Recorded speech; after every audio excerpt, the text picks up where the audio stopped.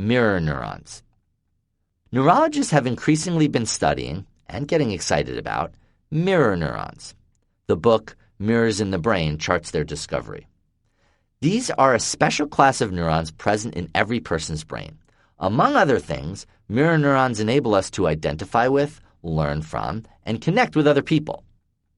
Mirror neurons fire in our brains when we see, or sometimes even hear about, someone else taking an action or having an experience. For instance, when we are watching a basketball game and someone shoots a basket, the same pattern of neurons fires in our own brain that would fire if we were actually shooting the basket. What you may think of as empathy is a mirror neuron phenomenon. Mirror neurons allow us to walk in someone else's shoes. When you see someone on TV bang his knee and you wince, that's your mirror neurons firing. When you watch someone throw a ball and you imagine throwing it yourself, that's your mirror neurons.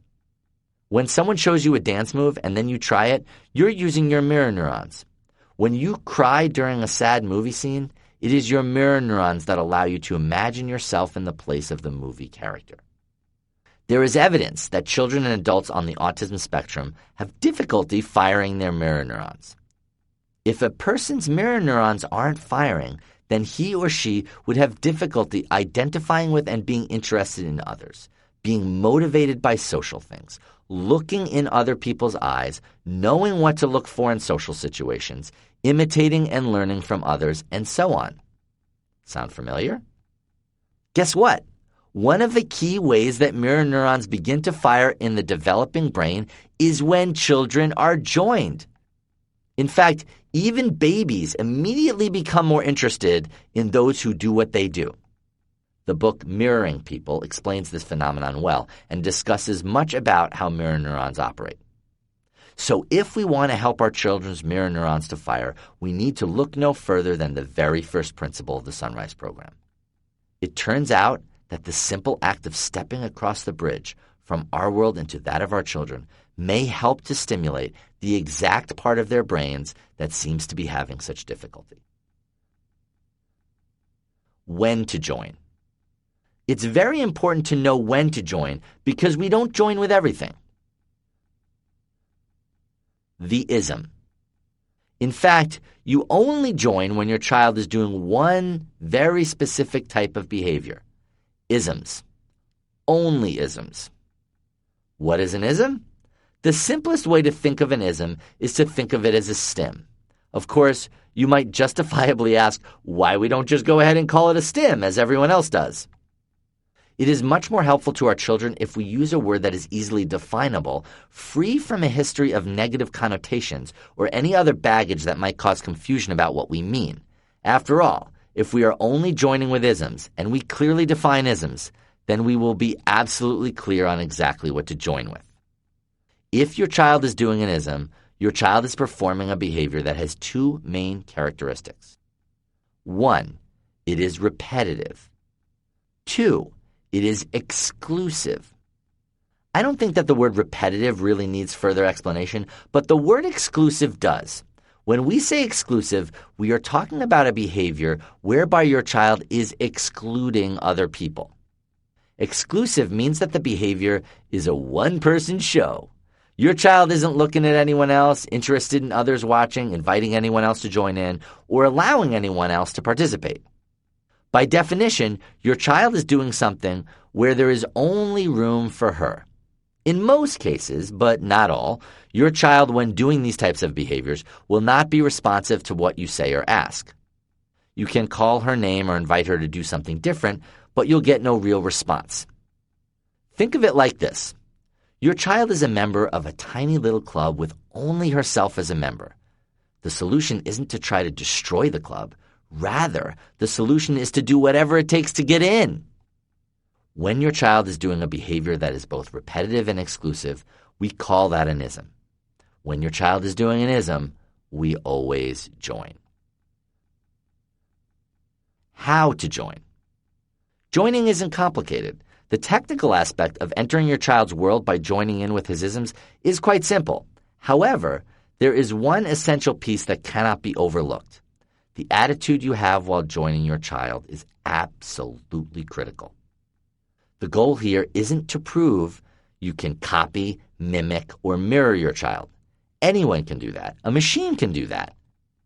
You, however, have a special role in your child's life and world. You're not just anyone. You're not a machine. You love your child. You care about your child. You are invested in your child.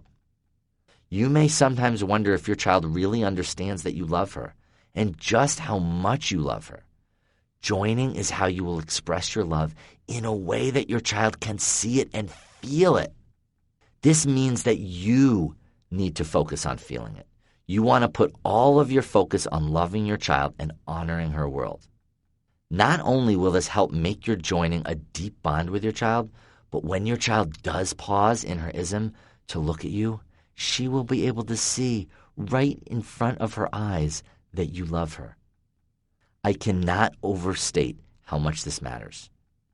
How many times do people untouched by autism ask you how your son or daughter is doing, and then, when you answer, you watch their eyes glaze over and they nod uncomfortably, and you see that they aren't truly interested in your answer. After enough instances like this, you stop telling people about your child. Your child is exquisitely intelligent and perceptive. He knows the difference in a heartbeat between you begrudgingly copying him and really joining. And you know too. So now it's time to make the real thing happen. If you want your child to be inclined to share her world with you, you need to be genuinely curious and interested. As best you can, endeavor to be fascinated by what you are doing. Now, you may be thinking, how can I be fascinated with repetitive hand flapping, or block stacking, or listing all capital cities, or whatever? Here's the thing. As long as you're asking yourself that question, you can't be fascinated. You can't be fascinated or interested when you're looking down on the behavior. And you certainly can't be fascinated when you're thinking about ways to stamp out the behavior. So you have to let all of this go. It's not that you have to let go of wanting your child to learn and grow.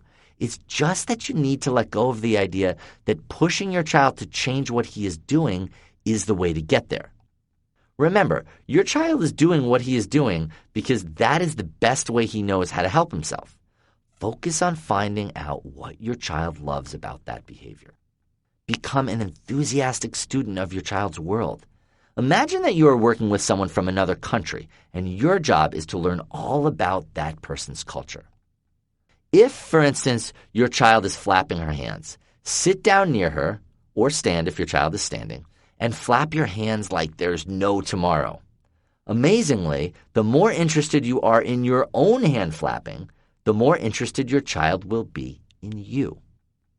If your child is doing something more complex than hand flapping, such as making an intricate tower with blocks, circuiting from toy to toy, repeating phrases from movies, or playing with toy figures in an elaborate but repetitive way, then you are still going to join in the same way. Look at what your child is doing. Get fascinated. Then dive in and do the same activity yourself as best you can. A note. If your child glances at you while you're joining, you can feel free to smile at him, thank him briefly, but then go right back to joining. What not to do. 1. Don't stare at your child. Once you begin, don't stare at your child or look at her every 2 seconds. Really get involved with what you are doing. Remember, you aren't trying to prove that you can mimic. You are getting involved with the activity that your child loves. 2. Don't get in your child's face. That's part of the reason your child is isming in the first place, to tune out everyone who's in his face. You want to give your child some space. If your child is sitting down, then by all means sit down, but don't sit down an inch from where he's sitting. If your child is standing or pacing, then stand and pace, but not right up on top of him. 3. Don't take your child's stuff. If your child is lining up small green cars, then whatever you do, don't take her green cars and start lining them up. Yes, that's right. You've got to use the rejects. If your child likes to use the shiny green cars but shows no interest in the old, half-broken yellow cars, those yellow cars are all yours, baby. Use the same type of item that your child is using, but not the ones that your child is actually using. 4, most important, don't try to change your child's behavior in any way. This is the biggest mistake people make, and it's the mistake that is most detrimental to the whole point of joining. Your child is smart. If you try to use joining as a way to get your child to change, alter, or stop his behavior, your child will immediately see that, and you will have rendered the entire joining technique useless. This means no saying, "Hey, sweetie, look at me." No trying to get your child to take his little car and race your little car, and no gimmicks to try to get his attention. This last point deserves some more discussion. I could understand, for instance, if you were to ask, "I thought you said that joining will lead to my child becoming more interested in me and in others, my child looking and interacting more, and my child isming less. So why are you now saying not to use joining to try to change what he's doing?" A totally fair question. The answer is that joining results in child-initiated interaction, which eventually replaces isming. A major characteristic of autism is the lack of social interaction that is initiated and wanted by the child. One of the factors that makes the Sunrise program unique is that it focuses on developing within each child the ability to initiate social interaction. We want to enter the child's world, to wait for her to voluntarily initiate interaction, and then, and only then, use that interaction to invite her to stretch and communicate further. We want our children on our side. The only way to achieve that is to join them in their world until they join us in ours. This simply cannot be forced. Joining correctly means joining until your child stops isming of her own volition and looks at you or approaches you in some way. It does not mean that you set aside 15 minutes for joining, after which your child must do as you say. The length of the joining is determined by your child, not by you. That is the key. Interestingly, in the last several years, a number of autism treatment methods have sought to adopt aspects of the Sunrise program by doing what they think is joining as a way to create interaction. The problem is these methods still end up missing the boat because they try to adopt joining without understanding it. Ironically, they are trying to copy or mimic something without understanding it, which is the same mistake we make when we only seek to copy or mimic our kids. I've seen programs where children are joined for a period of time, decided upon by the therapist. As the minutes progress, the therapist endeavors to guide the child into a more interactive activity. By the way, this is the very best case scenario. With most treatment methods, no attempt is made at all to participate in the child's world. And this is where a true understanding of joining and of autism has real impact. Joining isn't a trick we use to sneak our child into a different activity or behavior. Joining is the way we enable our child to form a bond with us. We find that children become more interested in us, look at us more, and ism far less when we join. But these children do these things by choice, at their own initiation.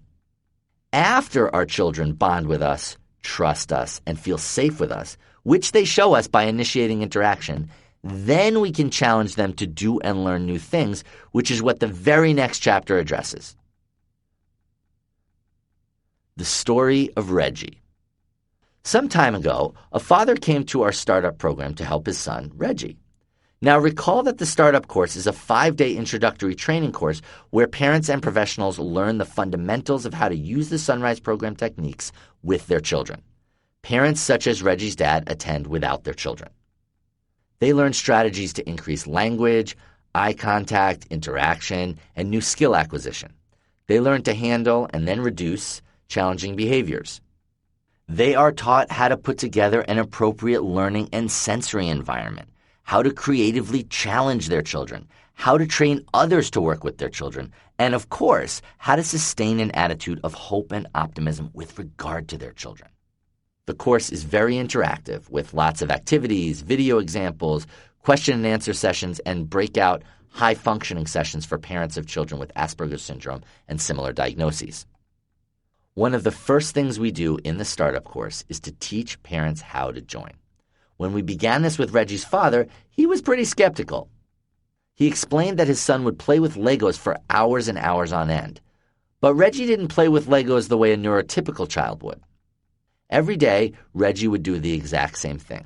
He would grab his box of Legos, take out the exact same pieces, and build the exact same thing, a simple L-shaped structure. Then he would build another one so that he had two. Then he would take these two structures, hold them together so that it looked like he was making a square, and walk around the room holding the square up to lights and windows while quickly bringing the two Lego structures together and apart, together and apart. Reggie's father explained to us that he couldn't imagine joining his son in this activity. As teachers, we find that one of the best ways to help people is first to seek to understand where they're coming from. What we do not do is to start arguing with them when they are struggling with the idea of implementing one of the Sunrise Program techniques. By endeavoring to understand them, we are best equipped to help them. So we began by asking this dad some questions. Why couldn't he imagine joining his son with the Legos? He answered that he really couldn't stand watching his son do that behavior. Again, we asked him why. He replied, this time becoming quite emotional. Every time he saw his son playing with the Legos, Reggie's father would see how autistic his son looked. And this provided a constant reminder to him that his son was different. He didn't like that his son was different. Moreover, he wondered whether it was somehow his fault. He saw his son's autism as the enemy, and by God, he was not going to make friends with the enemy. We asked him what he meant when he said his son's autism was the enemy, and this led to a powerful and in-depth discussion for the whole class. One of the key realizations that Reggie's dad came to that day was that by making autism the enemy, he was making a part of who his son was the enemy. He concluded that he wanted to love and embrace all of who his son was, including the part that was autistic. One crucial way he could do this was to join his son. This particular transformation is a pivotal component of the journey that many Sunrise Program parents experience.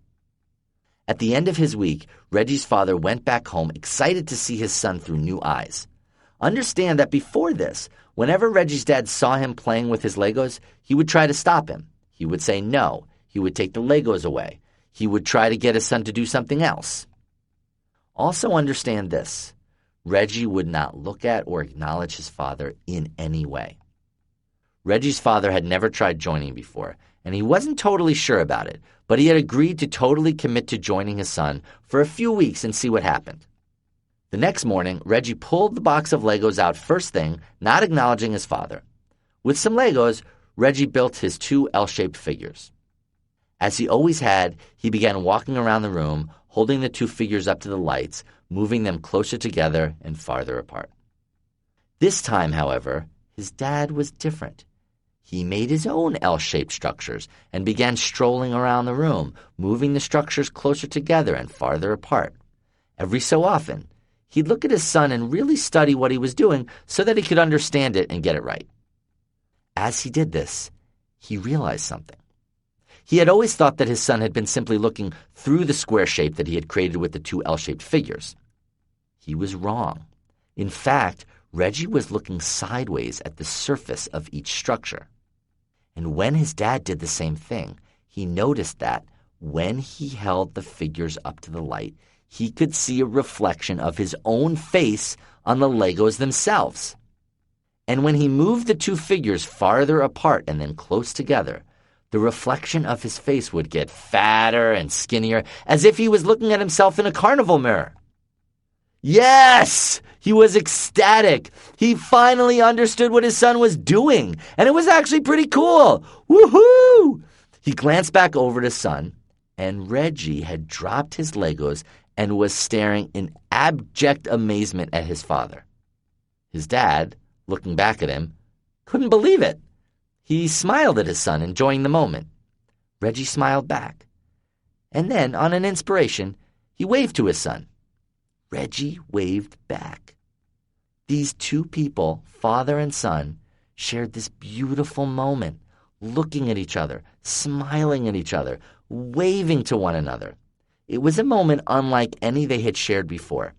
It was the first time Reggie ever really acknowledged and showed interest in his father. But it wasn't the last. Reggie's father began to enthusiastically join his son every day. Finally, he had a way he could be with his son. Before that first day of joining, Reggie had been isming with his Legos for upwards of 5 hours a day. Several weeks later, Reggie's time isming with the Legos had dwindled to just under an hour a day. And of course, much of that time was replaced by Reggie doing things that were far more interactive, with his father and with others. This story illustrates so many different aspects of why joining works, from giving us a window into why our children do what they do to creating a bonded relationship. But it also highlights something else. When you join, you may make a most amazing discovery. Almost inevitably, joining will change you too. It is rare indeed to connect with your child in this deep, abiding, and honoring way without it altering the way you see your child and the beauty of his unique world. When you join your child fully, you can feel a level of closeness beyond anything previous. It's very hard to judge or feel scared by your child's behavior once you've truly joined him. And you develop a real sense of camaraderie with your child, a deeper understanding of his experience, a delight in his world.